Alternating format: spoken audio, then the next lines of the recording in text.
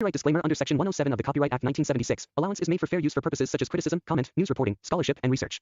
Fair use is a use permitted by copyright statute that might otherwise be infringing. Non-profit, educational, or personal use tips the balance in favor of fair use.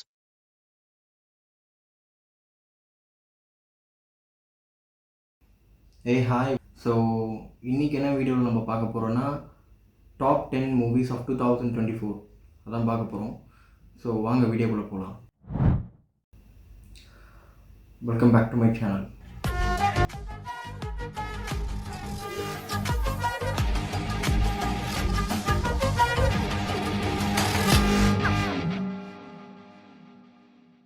Two thousand twenty ஃபோரோட top 10 movies இது எப்படி நான் வந்து select பண்ணேன்னா, first John மந்தில் என்ன movies release ஆச்சு, பிப்ரவரி மூவியில் என்னென்ன ரிலீஸ் ஆச்சு, ஸோ மந்த் வைஸ் மந்த் எடுத்து அதில் இதெல்லாம் செலக்ட் ஆகி ஸோ கலந்து அப்படிலாம் பண்ணி ஒரு 2024 டாப் 10 மூவிஸை செலக்ட் பண்ணியிருக்கோம். ஸோ ஜான் மந்த்து வந்து எந்த மூவியும் செலக்ட் ஆகலை. பிப்ரவரி மந்த் வந்து லவ்வர் செலக்ட் ஆகிருக்கு. மார்ச் மந்த் வந்து I selected our spot and J Baby. ஏப்ரலில் ஒன்றும் இல்லை, மேல ஒன்றும் இல்லை. ஜூனில் வந்து மகாராஜா.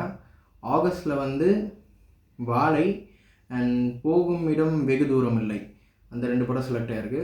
செப்டம்பர் மந்த் வந்து லவர் பந்து. October Amaran, Vettaiyan and Lucky Baskhar. நவம்பரில் ஒரு படம் இல்லை. அண்ட் ஃபைனலி டிசம்பரில் Pushpa 2. So month wise month இந்த படங்கள்லாம் நான் செலக்ட் பண்ணி இதில் இந்த டாப் 10 மூவிஸ் அப்படின்ட்டு தான் நான் வந்து சொல்ல போகிறேன். நம்ம வந்து 10லேருந்து 1க்கு போகலாம். 10th பிளேஸில் இருக்கிற மூவி வந்து புஷ்பா 2. இந்த படம் வந்து ரொம்ப என்கேஜிங்காக கொண்டு போயிட்டாங்க. 3 hours 21 minutes அப்படின்னு நினைக்கிறேன். ஸோ அவ்வளோ நேரம் ஒரு படம் வந்து போர் அடிக்காமல் என்கேஜிங்காக கொண்டு போனதே பெரிய விஷயம். இந்த படத்தில் எனக்கு பிடிக்காத ஒரு விஷயம் என்னென்னா, இந்த படம் ஃபுல்லாக மாஸீனாக இருக்கும். அது அப்படியே கதையோடு ஒத்தி ட்ராவல் ஆகிற மாதிரியே இருக்கும். பட் என்னென்னா, ஒரே ஒரு இடத்துல வந்து ஒரு சீன் மட்டும் ஏதோ அவங்களுக்கு இந்த இடத்துல மாஸ் கண்டிப்பாக தேவை அப்படியே திணிக்கப்பட்ட மாதிரி இருந்தது. அது எந்த சீன்னா, அல்லு அர்ஜுன் வந்து அப்படியே ஃபுல்லாக நீல கலரில் ப்ளூ கலர் புடவெல்லாம் கட்டிட்டு சாமி மாதிரி ஒரு டான்ஸ்லாம். அந்த ஒரு சீன் மட்டும் எனக்கு என்னமோ வாண்டடாக வச்ச மாதிரி இருந்தது. அது கதையோடு ஒட்டி வரல எனக்கு. அந்த மாதிரி தான் எனக்கு ஃபீல் ஆச்சு. ஸோ 10th பிளேஸில் வந்து புஷ்பா 2. ஸோ நெக்ஸ்ட் நம்ம 9th பிளேஸ்க்கு போகலாம். ஸோ 9th பிளேஸில் இருக்கிற மூவி வந்து வேட்டை. குறி வச்சா விழணும். இந்த படம் வந்து எனக்கு ரொம்ப பிடிச்சிருக்கு. ரஜினிகாந்த்ன்ற ஒரு ஸ்டார்டம் அவுட் ஆஃப் த பாக்ஸாக ஒன்று போய் நடிக்கிறாரு. எப்போவுமே அவர் வந்து கமர்ஷியலாக மாஸாக நடிச்சுட்டு போயிடுவார். இதில் வந்து கமர்ஷியலும் இருக்குது, மாஸும் இருக்குது, மெசேஜ் இருக்குது. இந்த படத்தில் ஒரு பெரிய ரெஸ்பான்சிபிலிட்டியை வந்து ரஜினிகாந்த் சார் வந்து எடுத்துகிட்டு ட்ராவல் பண்ணுறாரு. இந்த படத்தில் எனக்கு ரொம்ப பிடிச்சது என்னென்னா, தலைவரை இந்த மாதிரி கதையில் கூட எடுத்துகிட்டு வர முடியும் அப்படின்ட்டு ஒன்று காமிச்சிருக்காங்க. அதுதான் வந்து காலா கபாலியும் ட்ரை பண்ணாங்க. பட் ஆனால் அது ஒர்க் அவுட் ஆகலை. பட் வேட்டையெல்லாம் ஒர்க் அவுட் ஆகிருக்கு. பட் இதுலேயும் ஒரு எனக்கு பிடிக்காதது ஒன்றா, லாஸ்ட் சீனில் வந்து இந்த ஹெலிகாப்டரில் டக்குன்னு இறங்கி ராணாவை பிடிப்பாங்க. அது எனக்கு ரொம்ப ஓவராக இருந்தது. இந்த சீன் ஒன்று. இன்னொன்று என்னென்னா, அசல் கோளாறு தப்பாக சுட்டுட்டோன்ற அந்த விஷயத்தை சும்மா லைட்டாக ஹேண்டில் பண்ணிட்டாங்கன்ட்டு எனக்கு தோணுச்சு. எனக்கு இந்த 2 விஷயந்தான் இந்த படத்தில் எனக்கு சரியாக ஒத்து வரல. மற்றபடி படம் எல்லாமே சூப்பர். ஸோ 9th பிளேஸில் வந்து வேட்டையன். 8th பிளேஸில் இருக்கிற மூவி வந்து போகும் இடம் வெகு தூரம் இல்லை. இந்த படம் வந்து நான் தேட்டர்லலாம் போய் பார்க்கல. Come across the meme pages that இந்த மூவி வந்து நல்லா இருக்குது. ஸோ அந்த டைமில் நான் ஓடிடியில் போய் பார்த்த ஒரு படம். சர்ப்ரைசிங்காக இருந்தது. அந்த படம் ரொம்பவே நல்லா இருந்தது. இந்த படம் வந்து எங்கேயுமே போர் அடிக்கலை. அங்கங்கே தேவையான இடத்துல காமெடி அண்ட் இந்த படத்தில் எனக்கு குறைன்னு சொல்கிற மாதிரி எனக்கு எதுவும் தெரியல. பட் ஆனால் இந்த படத்தில் எனக்கு பிடிச்சது என்னென்னா, கருணாஸோட ஆக்டிங். இன்னொன்று என்னென்னா, லாஸ்ட்டாக படம் முடியும் போது நம்மளுக்கு ரொம்ப ஃபீல் ஆச்சு, என்னடா இப்படி ஆயிடுச்சு அப்படின்ட்டு. பட் ஆனால் நான் அழுத தருணம் வந்து விமல் வந்து ஒரு டான்ஸ் ஒன்று ஆடுவார் ஒரு சாவில். அங்கே வந்து எனக்கு ரொம்ப டச் ஆகிடுச்சு இந்த படம். அண்டு நான் பயங்கரமாக அழுதுட்டேன். And good movie.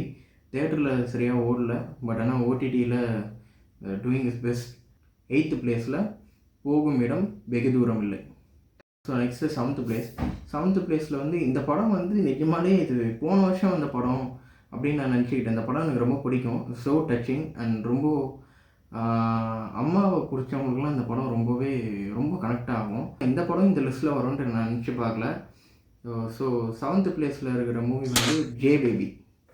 The way of presented this movie ரொம்ப அழகாக அண்ட் இது வந்து ஒரு உண்மையான கதை. அது அவ்வளோ அழகாக எடுத்திருக்காங்க. அண்ட் பயங்கரமாக இருக்கும் இந்த மூவி. ரொம்ப டச் ஆகிற மாதிரி, ரொம்ப எமோஷ்னலாக இருக்கும். இந்த படம் போய் தயவு செஞ்சு பார்க்காதவங்க போய் பாருங்கள். J baby is 7th place. So 6வது இடம் லவ்வர். இந்த படத்தில் குறைன்றது சொல்கிற மாதிரி பெருசாக எதுவும் இல்லை. பட் ஆனால் இந்த படம் ஏன் எனக்கு ரொம்ப பிடிச்சிருந்தா, ரொம்ப ரியலிஸ்டிக்காக எடுத்திருப்பாங்க. இந்த மாதிரி ஒரு படம் இவ்வளோ ரியலிஸ்டிக்காக புரிகிற மாதிரி எடுக்க முடியுமான்ட்டு எனக்கு தெரியல.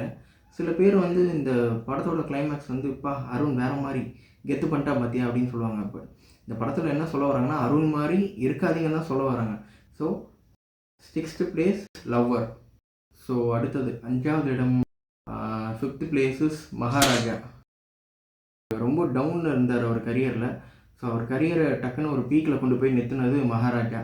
இந்த படம் வந்து யாருமே எக்ஸ்பெக்ட் பண்ணல இந்த படம் இப்படி இருக்கும் அப்படின்ட்டு. பட் ஆனால் இந்த படத்தோட டேரக்டரு ஃபஸ்ட்டு படம் ஒன்று எடுத்தார், குரங்கு பொம்மைன்ட்டு. குரங்கு பொம்மை தான் நினைக்கிறேன். ஒரே நிமிஷம்.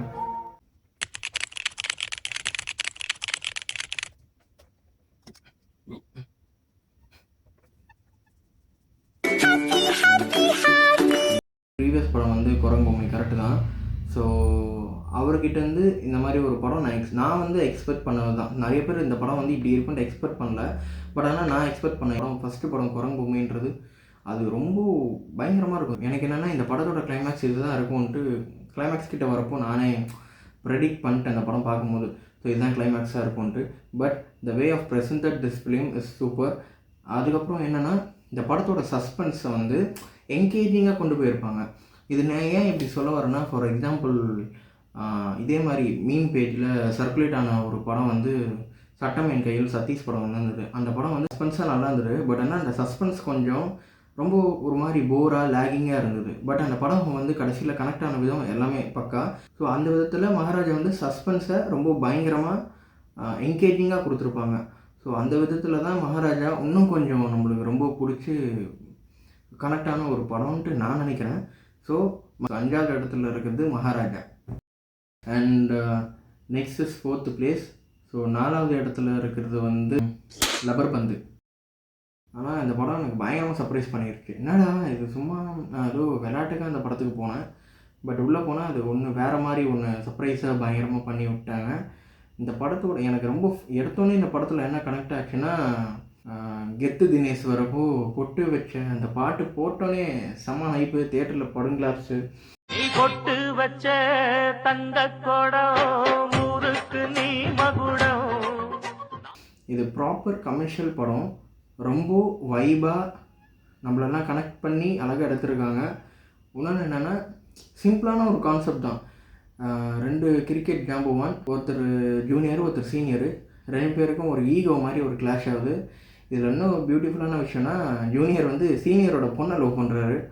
ஸோ இதெல்லாம் அப்படியே ஒரு பிரச்சனையாக உருவாகி இது என்ன படமா, என்ன எங்கே முடியுது அப்படின்ட்டு தான் இந்த படத்தோட ஒரு ஒன்லைன் கூட சொல்லலாம். ஸோ 4th பிளேஸஸ் லப்பர் பந்து. அடுத்து 3வது இடம் 3rd பிளேஸஸ் வாழை. இந்த படத்துலேயும் பெருசாக குறை சொல்கிற மாதிரிலாம் எதுவுமே இல்லை. ஏன்னா இந்த படம் வந்து நான் போனதுக்கு காரணம் பாலா. இந்த படம் பாலா பார்த்துட்டு அப்படியே அமைதியாக வந்து என்னடா பாலாவே சாட்சி போட்டிங்களான்ற மாதிரி ஆயிடுச்சு. ஸோ பட் இந்த படத்தோட இம்பேக்ட் எனக்கு ஒரு நாள் ஃபுல்லாக இருந்தது. ஸோ என்ன ஆச்சுன்னா, இந்த படத்தோட கிளைமேக்ஸ் பார்த்துட்டு நான் அப்படியே தேட்டர் விட்டு வெளில வரப்போ எந்த ரியாக்ஷனுமே இல்லை. பர்சனலாக என் வீட்டில் ஒரு சவுண்ட் அந்த மாதிரி ஆயிடுச்சு. அந்த லெவலில் இந்த படம் ரொம்ப கனெக்ட் ஆகிடுச்சு. 3rd பிளேஸஸ் வாழை. ஸோ 2nd பிளேஸில் இருக்கிறது அமரன். அமரன் வந்து ஏற்கனவே நம்மளுக்கு தெரிஞ்ச ஒரு கதை தான். என்னதான் நம்மளுக்கு தெரிஞ்ச கதை அப்படின்னு சொல்லிட்டு உள்ளே போய் நம்ம உட்காந்தாலுமே நம்மளுக்கு புதுசாக பார்க்குற மாதிரி தான் இருந்துச்சு ஆக்சுவலி.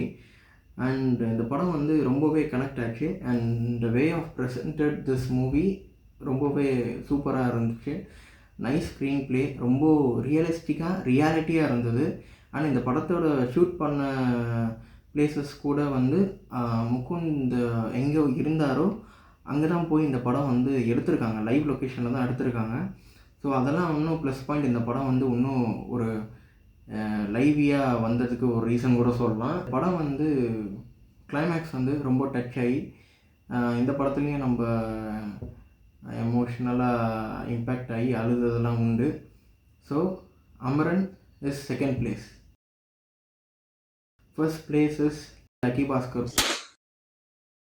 இந்த லக்கி பாஸ்கர்ன்றது நான் எதிர்பார்க்கவே இல்லை. இது ரொம்ப எனக்கு ஜே பேபி எனக்கு வந்து எப்படி இந்த டாப் 10ல் ஒன்று சர்ப்ரைஸாக வந்துச்சோ அதே மாதிரி தான் லக்கி பாஸ்கர். இந்த படம் வந்து ஆக்சுவலாக ட்ரெய்லர் அதெல்லாம் விட்டப்போ இத்தனை படம் வந்து இது எதுக்கு வருது அப்படின்ட்டு தான் நான் நினச்சிருந்தேன். ரிவ்யூ டாக்ஸில் வந்து பயங்கரமாக ஸ்ப்ரெட் ஆச்சு இந்த மூவி நல்லா இருக்குன்ட்டு. அண்ட் இந்த மூவி கூட நான் யதார்த்தமாக எனக்கு வீட்டில் இருக்குது போர் வச்சதுக்காக சரி எதாவது படம் இருக்கா, சரி இந்த படம் பார்க்கலாம் நம்ம போய் பார்ப்போம் அப்படின்னு சொல்லிட்டு இந்த படத்துக்கு போனேன். But quite surprise. இந்த படம் ஒரு இடத்துல என்னை ரொம்ப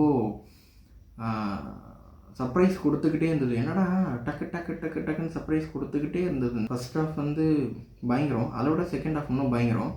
என்னடா படம் ஒரு இடத்துல என்னடா இப்படி முடிஞ்சிடுச்சு அப்படின்னு நினைக்கிறப்போ கிளைமேக்ஸில் வச்சாங்க பாரு ஒரு ட்விஸ்ட்டு, அதெல்லாம் இன்னும் பயங்கரமாக இருந்தது. And I Impress with the climax. So the first place goes to lucky Bhaskar.